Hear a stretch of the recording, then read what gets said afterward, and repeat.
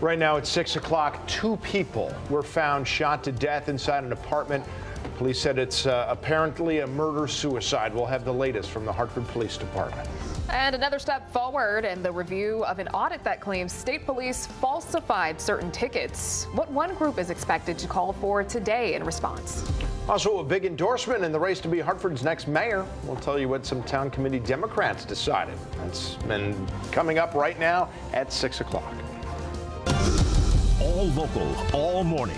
This is Fox 61, Connecticut's news station. Morning sunshine, 6 o'clock on a Tuesday. I hope you had a nice start to the week because change is in the air. Thank you for joining us here. I'm Symphony Privet. And I'm Tim Lambers. Yeah, a chance for some scattered storms today. They might be strong. Either way, get ready because we are really turning up the heat. Yeah, let's check in with meteorologist Matt Scott. And Matt, I wish we could hang on to that weather that we had over the weekend. Right, bottle it up, keep it going for a couple days when you need it. And yeah, we could use it today. Unfortunately, the heat and humidity, we're turning them both up, and that will translate into some scattered storms. Here's what you need to know before you go out there today. We have a forecast that is, look, it's still talking about a decent opportunity for some storms later on today. We'll talk about that more coming up. 71 in Hartford, 69 in Meriden, 77 already in New Haven. It's not the heat, the humidity. You've heard that before. Well, there it is. 72 Chester, 73 New Haven, even Hartford now starting to feel a little tropical at 69. So yeah, we're back into the schwitz, as my Yiddish grandparents used to say. Satellite radar picture, mostly clear, mostly quiet for now. Off towards the west, got a disturbance, already seeing some showers and thunderstorms across central parts, moving into central parts of PA outside of Steel City. Here's the guidance for us. Let me show it to you real quickly. By later on this afternoon, looking at some scattered showers. You do see the bright colors indicative of some of this activity really firing up in a short amount of time. By 9, 10 o'clock, we're winding this down. Now, after that, we'd love to say there's some cooler, dry air coming, but that's not the case. We'll talk about some hot temperatures, maybe even some records coming up in the 7-day forecast. Let's go to the roads right now. 6:02, I get to say for the first time, good morning, Rachel Piscatelli. Hey, good morning, Matt. No incidents to report at this hour. We have a couple of slowdowns due to some road work wrapping up. One area where the road work will be out there a little bit longer than others will be over in the Waterbury area, where 84 on the eastbound side road is closed between exit and 19 and 20. That should be wrapping up within the next half hour or so. You're also taking a live look outside over on Route 8, where an earlier closure has cleared for the morning, so traffic is running smoothly in both directions. Over in Milford, some heavy delays due to some road work wrapping up now. 95 southbound, we're looking at traffic speeds averaging just around 14 miles per hour, but you can start to see on that southbound side traffic is starting to pick up. So that is some good news there. So running smoothly in both directions now. We'll have another update for you coming up at 6:30. Rachel, thank you. We have breaking news this morning out of Hartford, where a man and a woman were both found shot to death, and police said they know what happened. Yeah, the bodies were found at an apartment near Russ and Broad Streets. Fox 61's Brooke Griffin is live at police headquarters now with those details. Good morning, Brooke.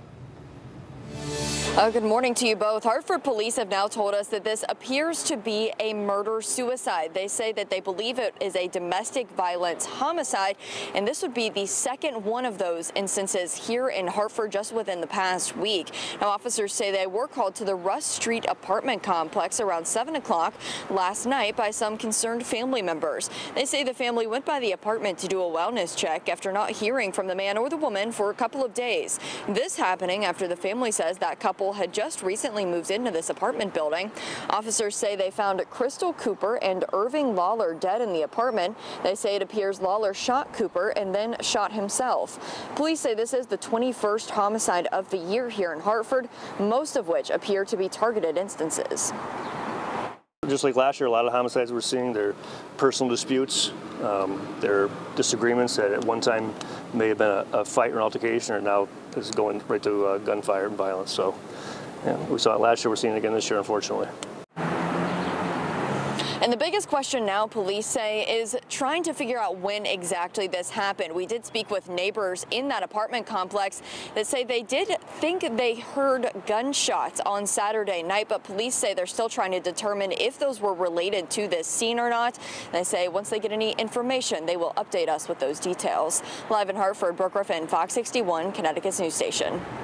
Alrighty, thank you, Brooke. We'll check back in with you later on this morning. Now, we do want to remind you, if you or someone you know is dealing with domestic violence, come check out your screen here. Some very useful information. There are resources available, including CT Safe Connect. It's a 24/7 hotline hosted by the Connecticut Coalition Against Domestic Violence. You can call or text the number on your screen. That is 888-774-2900. You can jot that down and share it with someone you know. Or you can also email them. CT Safe Connect is available in multiple languages, and you can contact them anonymously. We have more information on our website, fox61.com. The Bolton Fire Department said that a fire policeman was hit by a car while trying to direct traffic. This was right down the road from a 3-car crash yesterday that they were trying to get traffic around. It was at the intersection of Vernon Road and Route 44. Now, they said one person was hurt in that crash, and the fire policeman who was hit was hurt as well, although they said the injuries in that case are not life-threatening. Well, now at 6, a reminder to take some extra precautions if you're heading out on the water. We're told 4 kayakers overturned due to high river conditions in the Quinnebog River in Thompson on Sunday afternoon. 2 of the kayakers were children. Now, the State Department of Energy and Environmental Conservation Police say everyone was able to make it out to shore on their own. DEEP, in the meantime, reminding people to practice the basics when heading out on water. First up, always wear a life jacket. Do not go out if you're under the influence of alcohol or drugs. And check out the conditions and river levels before heading out. And new this morning out of East Windsor, a big bust by a police dog. It happened last night after officers said they stopped a car that was wanted in connection to a shooting. 3 people inside that car were detained, but police said K9 Milo found drugs, 6 handguns, and a rifle. They said all the suspects are facing felony weapons charges. Also new this morning in Westport, police say anti-Semitic flyers were found on driveways in the Park Road, Patrick Road, that is, area of town. They were found last Thursday, but police say they weren't notified until this week. Officers say the content of the flyers was random and incoherent, but they say it contained false claims about Jewish people. Okay. It also talked about contraception and abortion. Officials over in Westport say they condemn this type of speech and they will stand up to hate. Today in Hartford, community members with the group Black Lives Matter 860 will be calling for more accountability from the state police after an audit revealed that troopers might have falsified traffic records. Governor Lamont said former U.S. Attorney for Connecticut Deirdre Daley is going to lead the investigation. Now, the state's Racial Profiling Prohibition Project said troopers made it appear that more white drivers were being pulled over than non-white drivers. The researchers said hundreds of troopers may have falsified nearly 26,000 tickets in the past decade. Already 6:08 now, and the race for Hartford mayor is heating up. The city's Democratic Town Committee has picked who it will back in this election. Last night, the committee voted to endorse Arunan Arulampalam. He is the CEO of the Hartford Land Bank. He beat the other nominated candidates, State Senator John Fonfara and former State Senator Eric Coleman. All 3 candidates spoke to us after the vote was taken. Listen to this. For this town committee to support me and to back me as a standard bearer of this party, I think shows where the city is, that we're ready to come together, that we're ready to have one voice and one vision for our future. I've lived in this city all my life, and we deserve better. City government has to take on the fundamental challenges of our city. My campaign is composed of a lot of very hard-working, dedicated people. We've already been phone banking and door knocking.